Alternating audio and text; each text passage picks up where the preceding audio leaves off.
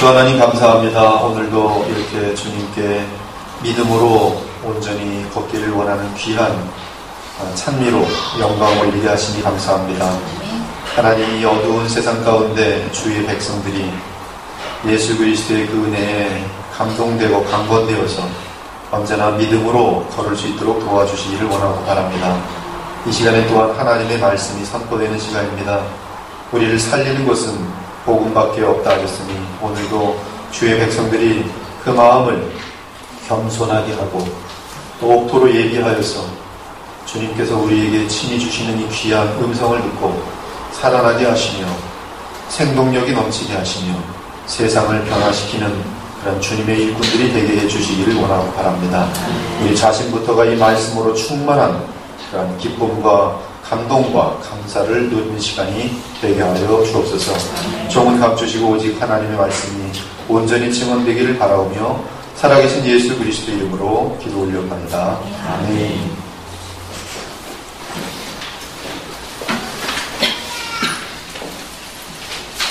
오늘 제목이 공동체 내부 분열과 시험받는 지도력입니다. 제목은 상당히 무게가 있고, 지금까지 느헤미야가 받은 도전은 외부적인 도전이었습니다. 그런 외부적 도전의 대화에는 우리가 잘 아는 것처럼 지금까지 잘 이겨왔습니다. 그런데 공동체 내부에 큰 문제가 발생하고 있었습니다. 그것은 돈과 권력을 지닌 기득권층이 교회 공동체 안에서 자신의 유익을 추구함으로 인하여 발생하게 된 문제들이었습니다. 그 문제들은 처음에는 드러나지 않았지만 점점 내부적으로 굼게 되면서 결국 터지게 되었습니다. 그동안 오래 참고 견뎌왔던 일반 백성들이 억울함을 토로하기 시작하였습니다. 그들은 예루살렘 성벽 재건에 온 힘을 다하며 말없이 협조하던 사람들이었습니다. 특히 1절을 보면 아내들마저 억울함과 고통을 호소했다고 표현하고 있는데, 지금 이 아내를 등장시켜서 이렇게 표현한 것은 성경에서는 거의 없는 일입니다. 왜냐하면 가정의 대표는 남자이기 때문에 남자가 어떻게 하였다 하면 그 가정이다 한 것으로 되어 있는데, 지금 이 표현은 아내까지 이 억울함과 어떤 고통을 호소했다라고 함으로 말미암아 특이한 표현인데요. 이것은 수많은 가정들이 더 이상 견디지 못하고 무너질 위기에 있었다는 뜻입니다. 극한 상황이라는 뜻이에요. 이러한 때 영적인 지도자들은 억울함을 토로하는 성도들의 이야기를 잘 들어야 합니다. 정상적이고 본이 되는 일반 성도들이 어떤 실제 문제를 언급할 때는 귀를 기울여야 합니다. 그들의 호소가 타당한 것인지 아니면 부당한 것인지 하나님 앞에서 물어보아야 합니다. 평범한 주의 백성들이 억울함에 의한 진통을 공개적으로 드러내기 시작하자 다행스럽게도 느헤미야는 그들의 말을 듣고 문제의 원인을 정확하게 진단합니다. 그리고 그 문제를 수술해냅니다. 이것이 바로 참된 지도자의 영적 지도력입니다. 대단한 것입니다. 영적 지도력이. 주의 백성들의 입에서 발설된 억울한 문제들은 유다 백성의 귀족들과 민장들이 돈 없는, 힘없는 지체들을 고리 대금을 사용하여 착취함으로 발생한 일이었어요. 여기 민장이란 것은 백성 민자에다가 대표자, 이 어떤 그 백성들의 어떤 우두머리라는 뜻이에요. 귀족들은 잘 아시고요. 즉 유다 백성의 귀족들과 민장들이, 돈 있고 권력 있는 자들이 평범한 사람에게서 고리 대금으로 돈을 뜯어내고 있었다는 말씀입니다. 이 백성들의 호소를 정리하면 4가지로 요약됩니다. 식구들은 많은데 먹을 것이 없다. 극심한 흉년으로 인하여 곡식을 얻고자 밭과 포도원을 저당 잡혔다. 바사왕에게, 페르시아 왕에게 세금을 내기 위해 밭과 포도원을 저당 잡혀 돈을 빌렸다. 우리한테 익숙한 얘기들이죠. 이제는 빚 때문에 자녀들을 노예로 팔 수밖에 없는 신세가 되었다. 이미 팔려갔다. 즉 공동체의 문제는 고리대금을 하는 기득권층과 일반 백성들 사이의 갈등에서 빚어진 것이었습니다. 같은 공동체 안에서 수많은 사람들이 가난과 흉년으로 어려움을 겪게 되었을 때에 돈과 권력을 지닌 자들이 자신들의 이득을 챙겨온 것이에요. 이것이 지금 영적 재건을 하겠다는, 예루살렘 성벽을 재건하겠다는 공동체 내부에서의 문제였습니다. 그래서 이 문제로 지금 큰 골이 생겼습니다. 이미 골이 생겼습니다. 그러면 어떻게 어려움을 겪는 자들로부터 이득을 취하였다는 것입니까? 돈이 많은 귀족들과 관리들 중에는 경제적으로 어려운 틈을 이용하여 고의자 돈놀이를 시작하는 자들이 있었습니다. 그들은 당장 먹을 것이 없는 자들에게 돈을 빌려주고 높은 이자를 받았습니다.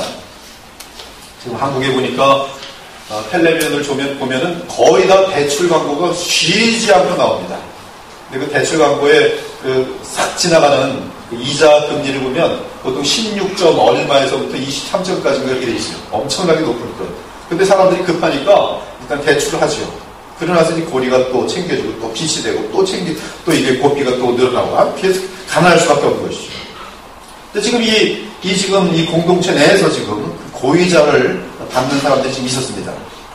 만일 빚진 자들이 이자를 제때 내지 못하거나 약속한 날짜까지 빚을 갚지 못하면 저당 잡았던 그들의 밭과 포도원을 강제적으로 빼앗아갔습니다.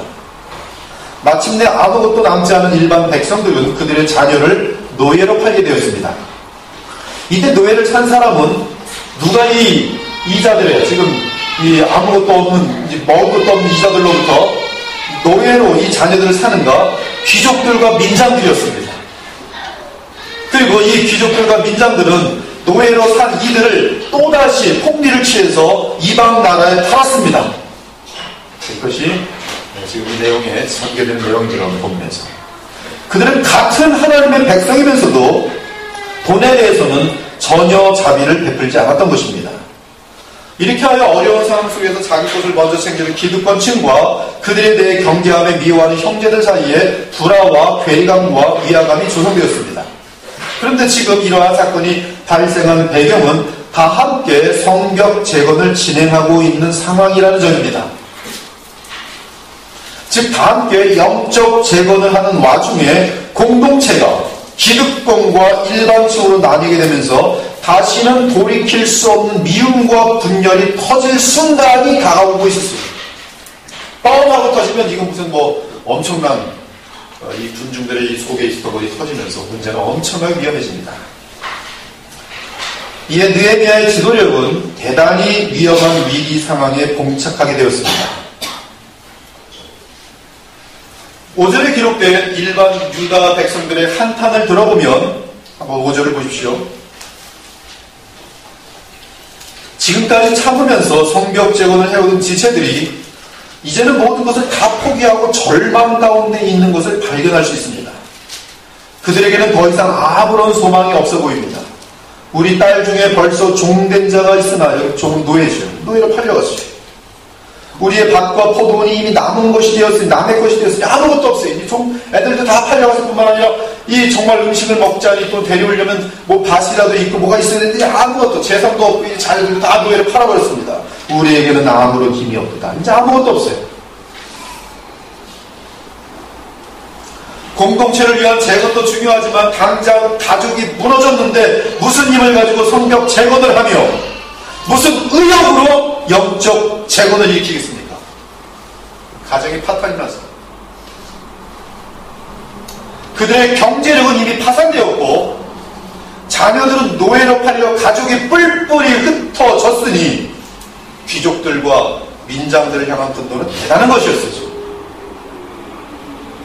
사랑하는 여러분, 영적 재건에 있어서 가장 중요한 요소는 은혜와 사랑입니다. 한번 쫓아보죠. 은혜와 사랑.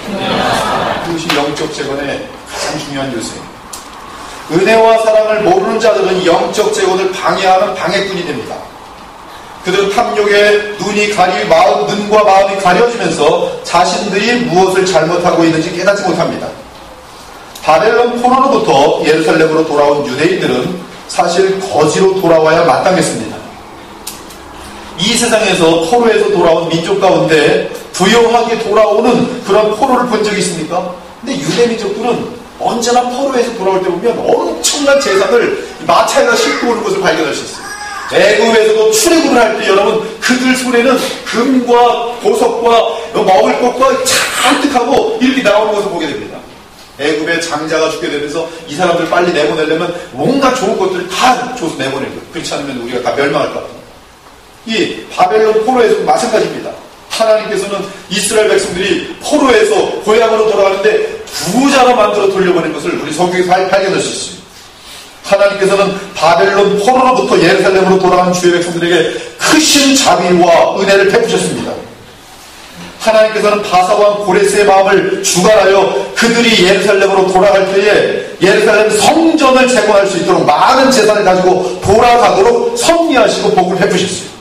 바사왕 고레스가 창고지기 미드르단에게 명령하여 그 그릇들을 꺼내어 세워서 유다 총독 세스 바살에게 넘겨주니 그 수는 금접시가 30개요 은접시가 1000개요 칼이 29개요 금대접이 30개요 그보다 못한 은대접이 410개요 그 밖에 그릇이 1000개이니 금은 그릇이 모두 5400개라 사로잡힌 자를 바벨론에서 예루살렘으로 데리고 갈 때에 세스 바살이 그 그릇들을 다 가지고 갔더라. 그 외에 노비가 7337명이요 그들에게 노래하는 남녀가 245명이 있었고 말이 736마리요 노새가 245마리요 낙타가 435마리요 나귀가 6720마리였느니라. 어떤 족장들이 역사를 위하여 구조하였고 총독은 금천 드라크마와 대접 50과 세상의 의복 530벌을 보물 곡간에 들였고 또 어떤 족장들은 금 2만 드라크마와 은 2200만회를 역사 곡간에 들였고 그 나머지 백성은 금 2만 드라크마와 은 2000만회와 제사장의 의복 67벌을 드렸느니라. 지금 이것은 이 바사 제국으로부터 지금 바벨론이 바사로 넘어갔죠. 바벨론 포로로부터 지금 넘어오는 이스라엘 백성들이 물질이 많이 있었다는 뜻이죠. 마음껏 바치고 예루살렘에 돌아온 유대인들이 재산과 부가 있었던 이유는 오직 하나님의 사랑과 은혜란 말씀입니다. 그럼에도 불구하고 공동체가 성벽 재건 및 갑자기 닥친 흉년으로 인하여 어려움을 겪는 자들이 생겨나니까 그들을 대상으로 하여 고리 대금을 하면서 자기들만 잘 먹고 잘 살겠다는 부류들이 생겨났으니 어찌 영적 재건이 가능하겠습니까? 부유함에도 불구하고 하나님께 바칠 줄 모르고 공동체의 연약한 자들에게 베풀 줄 모르는 자들은 하나님 앞에서 자신들의 악함을 깨달아야 하는 것입니다. 이는 그들이 누리는 모든 부유는 오직 하나님의 은혜요 사랑이기 때문입니다. 그런데 그런 하나님의 은혜를 망각하고 주의 백성들을 향해 인색할 뿐만 아니라 고리 대금으로 그들을 착취하였으니 이는 대단히 악한 행동이며 주님의 공동체를 무너뜨린 주범이었던 것이죠.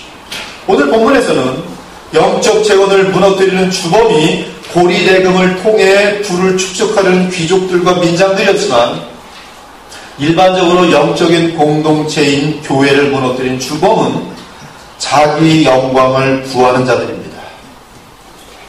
함께 영적 재건을 이루는 과정 속에서 누군가가 공동체 내에서 인기와 명예와 텃세를 확고하게 다지려 할 때 그들로 인하여 공동체는 분열의 위기로 달려가게 돼 있습니다. 그러므로 하나님 나라를 재건하려고 할 때에 자신의 영광과 욕심을 추구하는 것은 금물입니다. 자신의 영광과 욕심을 추구할 때에 분열이 생기게 되어 있습니다. 하나님께서 책임지게 하실 것입니다. 헛된 영광을 구하는 자들은 하나님 나라 재건의 가장 큰 장애물로서 호란 사람 산발랏이나 암몬 사람 도비야 아라비아 사람 게셈과 같은 실제 외부의 위협보다 더 심각하고 위험한 존재들입니다. 혹시 우리 가운데 다른 사람들을 희생시키며 그들의 마음을 아프게 하면서 내 유익과 영광을 구하는 자들이 있습니까? 제가 볼 때는 없어요. 저희 교회에 아직은 없어요. 영적 재건을 위해 진행되는 찬양, 예배, 성경 읽기, 기도 등이 참으로 하나님께 영광을 돌리기 위한 것이 아니라 내 자신의 영광을 구하고 내 자신의 인기와 자랑을 구하는 수단이 되고 있는 것은 아닙니까? 이것은 영적으로 우리가 스스로 자신을 속이게 되는 위선으로 나가게 되어 있습니다. 저희 교회는 아직은 안전한 것 같아요. 공동체의 모든 지체는 나는 그리스도 안에서 하나님의 은혜와 복을 풍성하게 받았으니 나도 남들에게 풍성하게 베풀며 사랑하리라는 마음 자세를 지녀합니다. 그것이 공동체를 풍성하게 할 뿐만 아니라 하늘에 계신 하나님께서 우리 마음속에 와 계신 정말 그리스도의 영께서 기뻐하는 것이 그러한 마음 자세가 바로 그리스도의 사랑에 강건된 성도들의 마음 자세입니다. 느헤미야는 백성의 고충을 다 들은 후에 큰 분노를 느꼈습니다. 여러분, 분노를 느끼는 것은 귀한 것입니다. 분노를 느끼지 못하는 것은 병든 것입니다. 그의 마음속에 거룩한 분노가 있었습니다.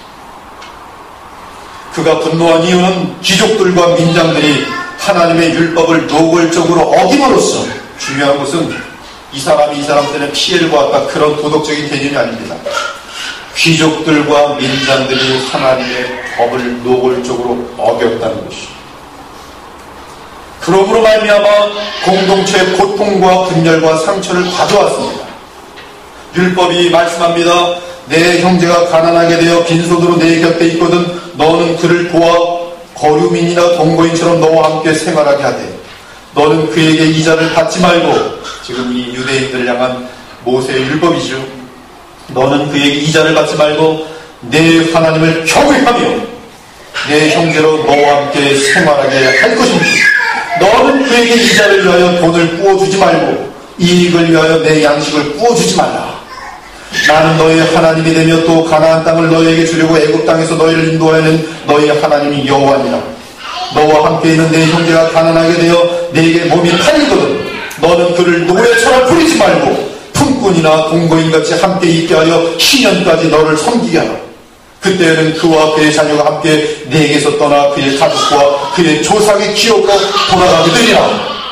내가 형제에게 구워주거든 이자를 받지 말지니 곧 돈의 이자, 식물의 이자, 이자를 낼 만한 모든 것의 이자를 받지 말 것이니라. 타국인에게 내가 구워주면 이자를 받아도 되거니와 내 형제에게 구워주거든 이자를 받지 말라. 그리하면 내 하나님 여호와께서 내가 들어가서 차지할 땅에서 내 손에서 하는 범사에 복을 내리신다. 뭐예요? 지금 이 귀족들과 민장들은 하나님의 이 율법을 노골적으로 지금 어긴 것입니다. 외부로부터 수많은 박해와 위험이 있는 상황에서 내부 지체들이 서로 섬기고 희생하며 하나가 되어도 부족한 그 시점에 자기들의 배를 채우느라 하나님의 율법을 노골적으로 거스르며 불행한 지체들을 착취하는 귀족들과 민장들이 있었으니 공동체의 최고의 입장에서 얼마나 분노가 끓어오겠어요. 거룩합니다. 그러나 느헤미야는 자신의 분노가 타당함에도 불구하고 당장에 나타내지 않고 계획을 세워 하나하나씩 풀어갑니다. 7절. 느헤미야가 깊이 생각하고 라고 했습니다. 쉬운 성경은 나는 그 일에 대해서 생각한 뒤라고 번역하였습니다. 아무튼 7절은 느헤미야가 당장 분노를 나타내지 않고 시간을 벌었다는 말씀입니다. 그러면서 충분히 하나님 앞에서 기도하며 생각하였다는 뜻이요, 그리고 지혜롭게 대처할 계획을 세웠다는 뜻입니다. 우리 느헤미야의 이 한 가지 좋지만 배우더라도 우리의 삶 속에서 엄청난 복을 누리게 될 것입니다. 곧 분노를 그 즉시 나타내지 않고 아무리 타당한 분노를 할지라도 이 분노를 어떻게 나타내야 될 것인지에 대해서 고민할 시간을 갖는 것이 대단한 지혜입니다. 그리고 올바른 행동을 하기 위하여 생각하고 계획하는 것입니다. 또한 주목할 것은 느헤미야는 외부의 박해보다 내부의 다툼에 대하여 더 많은 신중함을 보여주고 있다는 사실입니다. 영적 재건을 방해하고 파괴하려는 외부 세력은 매우 분명하기 때문에 주의 백성들이 힘을 합쳐서 대적하면 되는데, 영적 재건을 위해 함께 수고하는 자들 사이에 문제가 생길 때에는 그 문제를 해결하는 것이 그렇게 쉬운 문제가 아니라는 것입니다. 만일 이러한 상황에서 지도자가 잘못 조치를 하게 되면 문제는 쉽게 악화될 수 있습니다. 그리고 공동체는 여러 갈래로 찢기면서 와해될 수 있는 것이. 따라서 내부 문제일수록 더욱 하나님 앞에서 신중하게 문제 해결을 해야 합니다. 사랑하는 여러분, 영적 재건을 이루고자 할 때 같은 편에 있는 사람들 사이에서 갈등이 드러나면 그때 더욱 신중하기 바랍니다. 이것은 지금 오늘 느헤미야 5장을 통하여 우리에게 주시는 하나님의 지혜예요.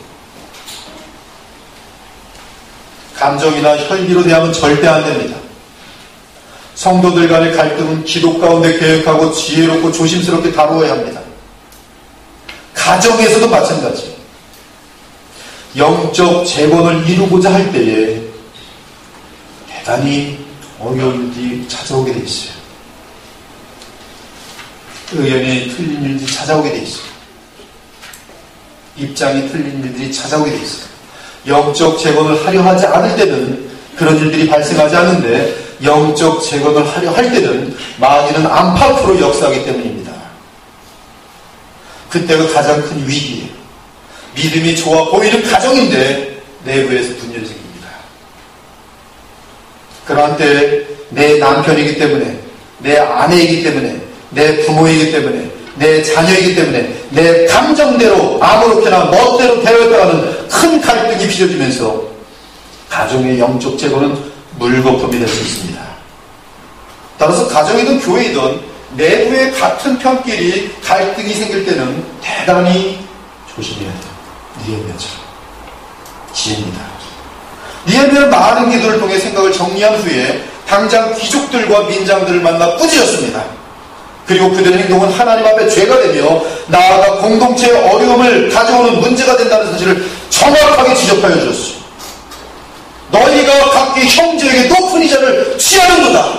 그것은 큰 죄이며 악한 짓이다. 느헤미야는 당장 가서 계획한다며 명히.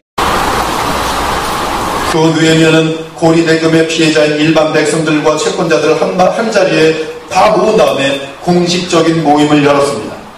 이는 드러난 문제가 공적이며 공식적이면 모든 사람 앞에서 그 문제를 해결하는 것이 마땅하기 때문입니다. 성경은 개인적인 문제는 개인적으로, 둘의 문제이면 둘이서, 공동체의 문제이면 공개 집회로 문제를 해결하는 지혜를 보여줍니다. 지금 느헤미야가 이렇게 하는 것은 공동체 내의 죄의 뿌리를 공개적으로 처리하겠다는 의지가 담겨 있습니다. 그들의 잘못이 하나님 앞에서 죄라는 사실을 공개적으로 지적하고 그들의 회개를 공개적으로 받아내겠다는 의도예요. 그래야지만이 공동체가 썩지 않습니다. 그리하여 불만과 원성으로 가득한 백성들의 마음을 위로하고 잘못된 사람들에게는 회개를 권면하여 모든 사람들이 한 마음을 품을 수 있도록 지도하였던 것이, 바울이 공동체에 퍼지고 있는 누룩에 대해서 지혜를 말합니다. 적은 누룩이 온 덩어리에 퍼지는 것을 알지 못하느냐. 너희는 누룩 없는 자인데 새 덩어리가 되게 하여 묵은 누룩을 내버리라. 죄악이 들어오는 것에 대해서 당장 해결하라는 것입니다. 느헤미야는 공동체 내에 있는 누룩을 제거하기 위해 공개 집회를 소집한 후 귀족들과 민장들의 세 가지 잘못을 지적하고 그들에게 세 가지 제안을 하였습니다. 첫째, 당신들은 형제들에게 폭리를 취하고 있습니다. 7절이에요. 느헤미야의 지적은 아까 말씀드린 것처럼 민주적인 차원에서, 민주주의적인 차원에서 말하는 것이 아니라 하나님의 말씀에 따른 지적입니다. 곧 율법에 의하면 형제를 향하여 돈놀이가 금지되어 있습니다. 두 번째 지적은 그들이 자신들의 형제들을 이방 나라에 노예로 팔아먹은 문제를 지적합니다. 느헤미야를 비롯한 하나님의 사람들은 이방 나라에서 포로로 있던, 노예로 있던 유다 사람들로서 독립과 자유를 회복하기 위해 모든 재물과 삶과 생명을 다 바쳤습니다. 그렇죠? 얼마나 70년 동안. 그리고 마침내 하나님의 온전하신 은혜로 말미암아 마침내 이방인들의 소나기로부터 해방을 얻었습니다. 그런데 같은 형제들끼리 형제를 이방인의 손에 다시 팔아넘기는 것이 말이 되느냐, 그걸 지적하고 있습니다. 정확히 지적합니다. 같은 너희들이 지금 같이 해방을 받은 사람들로서 지금 돈이 뭐 어쩌고 폭리를 취하다니 이제는 그 상대의 애들까지도 다 이방 나라로 팔아버렸어.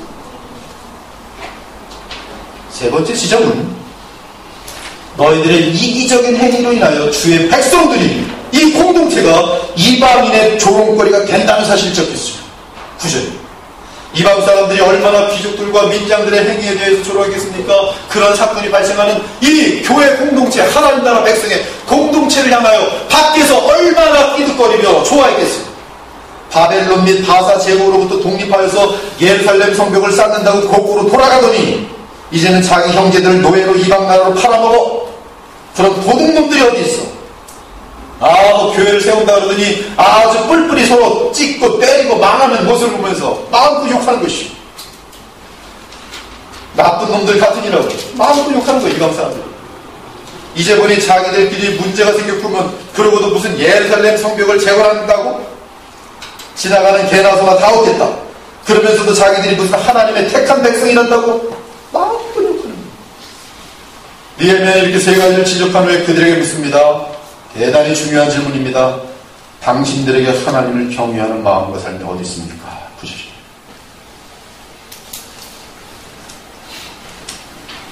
지금 이 공동체에 발생한 모든 문제의 요인은 하나님을 향하여 경외함이 없는 건방지고 교만하고 아주 이기적인 귀족들과 민장들에게서 발생하고 있어.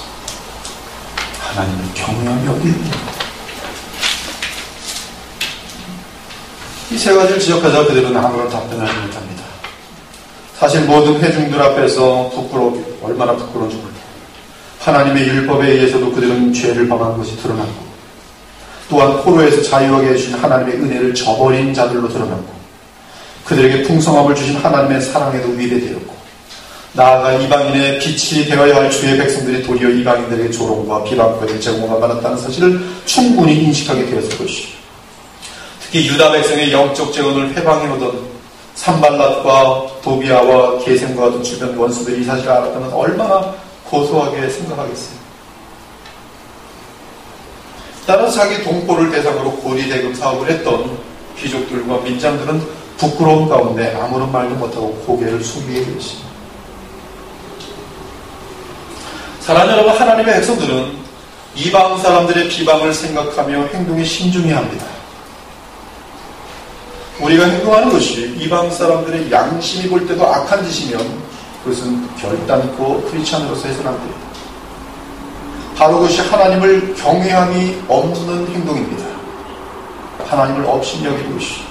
사도 바울이 말합니다. 너희가 피차 고발함으로 너희 가운데 이미 뚜렷한 허물이 있나니 차라리 불의를 당하는 것이 낫지 아니하며 차라리 속는 것이 낫지 아니하냐. 너희는 불의를 행하고 속이는도다. 그는 너희 형제로다. 불의한 자가 하나님 나라를 유업으로 받지 못할 줄 알지 못하느냐. 미혹을 받지 말라. 음행하는 자나 우상숭배하는 자나 간음하는 자나 탐색하는 자나 남색하는 자나 도적이나 탐욕을 부리는 자나 술 취하는 자나 모욕하는 자나 속여 빼앗는 자들은 하나님의 나라를 유업으로 받지 못한다. 이는 하나님을 경외하며 사랑하는 자들은 자신의 손해보다 하나님의 명예를 더욱 존중하는 삶을 산다는 것이죠. 이제 느헤미야는 귀인들과 민장들에게 세 가지를 제안합니다. 첫 번째 제안 10절이 폭리를 취하는 것을 멈추라. 그렇죠? 폭리를 취하였구나 지적했어요. 폭리를 취하는 것을 멈추라 제안했어요. 그러면서 느헤미야는 자신과 그의 부하들은 가난한 백성들에게 돈과 곡식을 빌려 주었지만 지금까지 절대로 이자를 받은 적이 없다고 말합니다. 이것이 힘입니다. 하나님의 말씀 그대로 순종하며 사는 것이 그렇지 못한 자들을 향하여 힘있게 권면할 수 있는 힘인 것이. 느헤미야는 하나님의 말씀대로 지금까지 행하고 있었기 때문에 떳떳하게 고위층 관리들에게 이자를 받지 말라고 자신있게 말할 수 있습니다. 우리는 말씀을 실천하는 가운데 복음을 전하는 사람이 되어야 합니다. 그때 우리의 전하는 복음이 사람들의 심장을 찔러 쪼개는 능력의 말씀이 될 수 있습니다. 그러나 자신은 못된 짓을 다 하면서 남들에게 하나님의 말씀을 따르라고 말한다면 그들은 비웃으며 조롱할 것입니다. 느헤미야의 두 번째 제안은 오늘이라도 밭과 포도원과 올리브 나무와 집을 당장 돌려주라고 말합니다. 오늘이라도. 또한 폭리로 취한 이자도 돌려줄 수 있을 만큼 돌려주라고 말합니다. 여기서 오늘이라도라는 말이 대단히 중요해요. 지금이라도 율법을 거스리며 취하여 왔던 폭리가 있다면 당장 돌려주라는 말씀입니다. 지금이라도 형제들을 향하여 저당 잡은 밭과 포도원과 올리브 나무와 집이 있다면 그들이 아무것도 할 수 없는 상태에 있으니 지금 당장 돌려주라는 것이. 우리가 잘못 행하고 있다는 것을 깨닫게 되면 지금 당장 고쳐야 합니다. 신앙생활을 하다 보면 지금 내가 뭔가 잘못 가고 있어라는 그 느낌이 성령을 통해서 양심을 통해서 분명히 소리가 옵니다. 그때 고쳐야 돼요.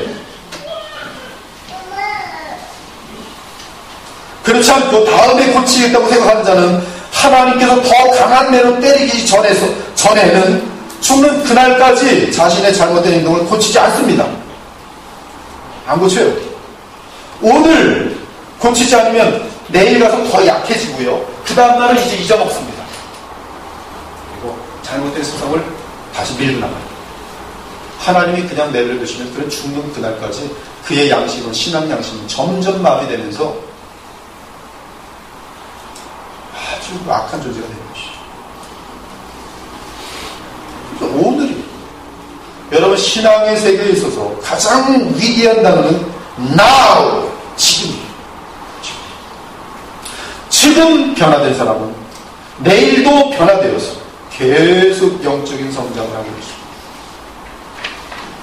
지금 회개하고 지금 순종해. 난 다 알아. 그러나 다음에 회개할 거야. 내 상황이 얼마나 힘든데 어떻게 그걸 내가 견뎌낼 수 있어? 믿음을 이렇게 되는 것이 합리화를 시킵니다. 자신의 모든 연약함들과 죄악을 합리화하게 됩니다. 오늘이라도 마지막으로 느헤미야는 그들이 약속을 지킬 수 있도록 모든 사람들 앞에서 맹세를 받아냅니다. 느헤미야는 제사장을 불러서 귀족들과 민장들로 하여금 하나님 앞에서 맹세하도록 하였습니다. 이는 모든 사람들 앞에서 그들이 다시는 고리대금의 죄를 범하지 못하도록 돕는 행위입니다. 오늘 기회를 오늘 어떻게 그냥 슬쩍 넘어간 다음에 그래 오늘은 내가 힘이 딸리니까 오늘 져주자. 느헤미야가 지금 상당히 뭐 사람들을 불러놓고 이러니까 지금은 져주자. 그러나 두고 보자. 이렇게 해서 다음에 또 고리대금을 할 수 있는 기회 보면 또 해버릴 것이죠. 지금 느헤미야는 그런 것까지도 다 보고 도와주는 것이죠. 하나님 앞에 순종할 수 있도록 도와줘요. 인간들이 얼마나 큰데 끝까지 거절합니다.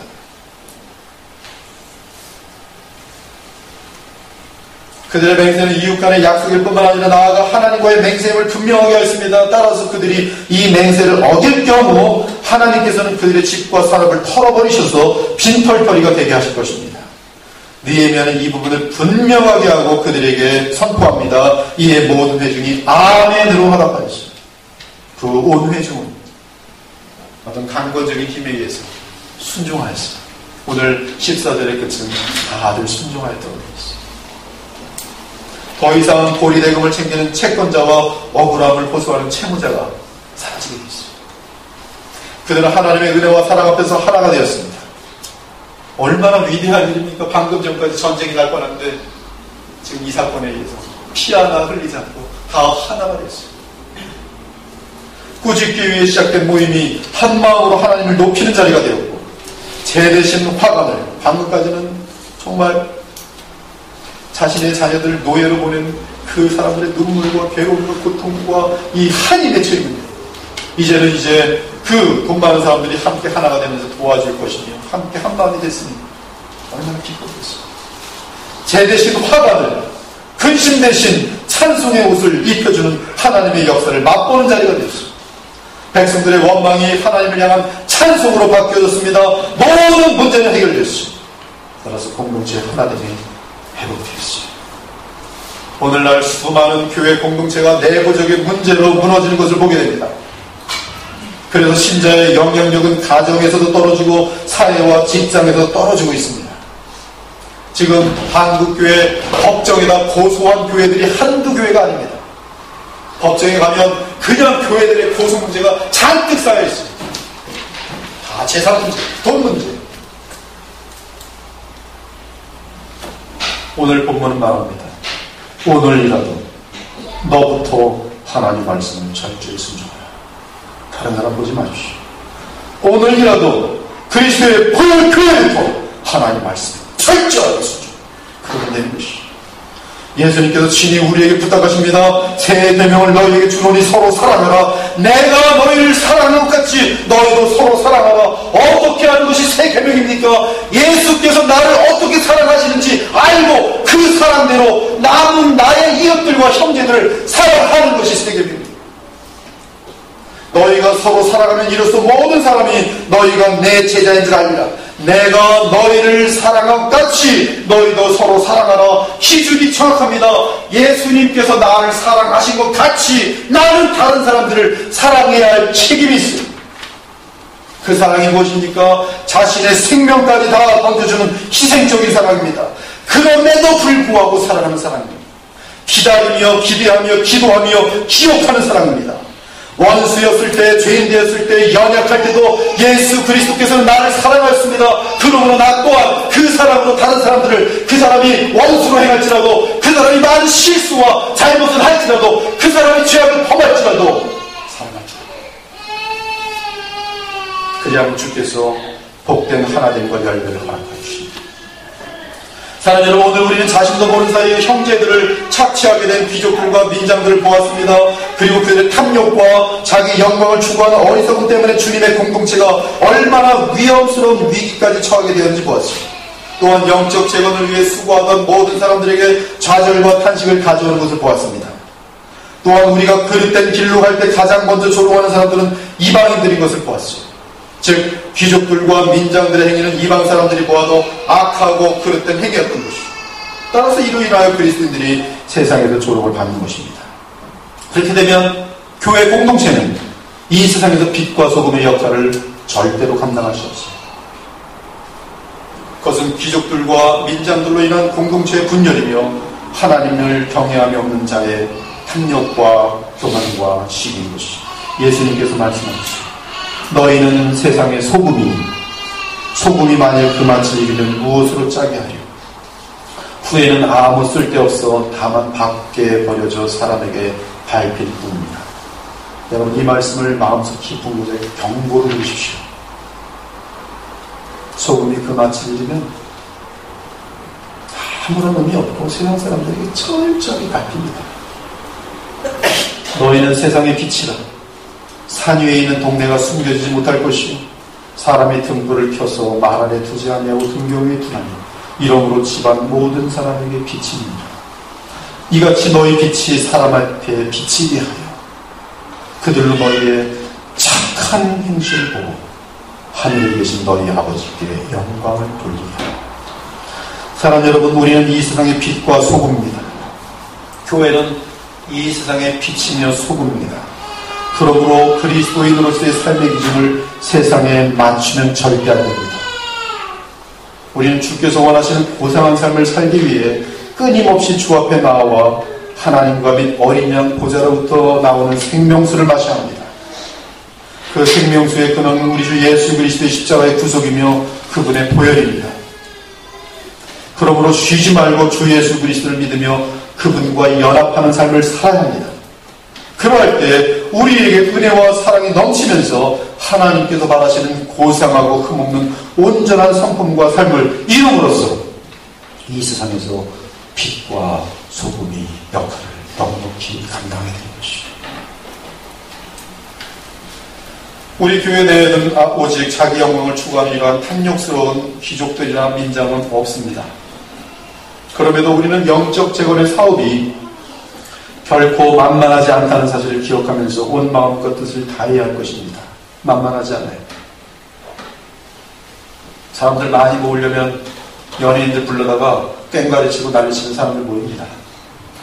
뭐 선물 나눠주고 재미난 일들 많이 하는 사람들 모입니다. 그러나 그것은 영생의 일도 아니고 복음의 일도 아니고 복음은 죄를 이기는 싸움입니다. 영적 재건은 결코 만만하지 않아요. 쉽지 않습니다. 사단이 가장 방해하는 것이 진정한 영적 재건입니다. 특히 내부의 같은 편인 우리 교우들 사이에서는 조그마한 분열이나 다툼이 있어서는 안 됩니다. 생기는 것 같으면 기도하십시오. 자신을 죽이십시오. 내 주장을 접으십시오. 양보하십시오. 죄나 자기 욕심을 합리화하는 일이 없도록 하고 늘 하나님을 경외하며 그분께서 그리스도를 통하여 베푸신 은혜와 사랑을 놓치지 않기를 바랍니다. 그리고 잘못된 모습에 대해 설교나 성경을 통해 성령께서 지적해 주시면 그 자리에서 회개하고 수정함으로 인하여 공동체의 하나됨과 평강을 늘 유지할 수 있는 지체들이 되어야 할 것입니다. 예수 그리스도의 십자가를 바라봅시다. 주께서 회개하는 자에게 죄사함을 주십니다. 나아가 사랑과 거룩의 생명을 성령을 통해 부어주십니다. 이 시대에 성령의 역사로 인하여 우리가 감당할 굉장히 큰 사업이 우리 앞에 있습니다. 그 사업은 우리 인간이 할 수 없습니다. 그러나 하나님의 복음이 그 일을 이루실 것입니다. 그 그 퍼지는 것이 어디까지 갈지는 오직 하나님만이 아세요. 우리가 할 일은 하나님 말씀에 충성하고 빛과 소금이 대민에 순례하는 것이죠. 때가 되면 하나님께서 준비된 한 사람 한 사람들 영원한 가치, 가장 복된 우리 모두를 사용하실 것이죠. 그런 그리스도의 보혈교회가 되고 하나님의 백성들이 되시기를 예수 그리스도의 이름으로 축원합니다. 기도하겠습니다.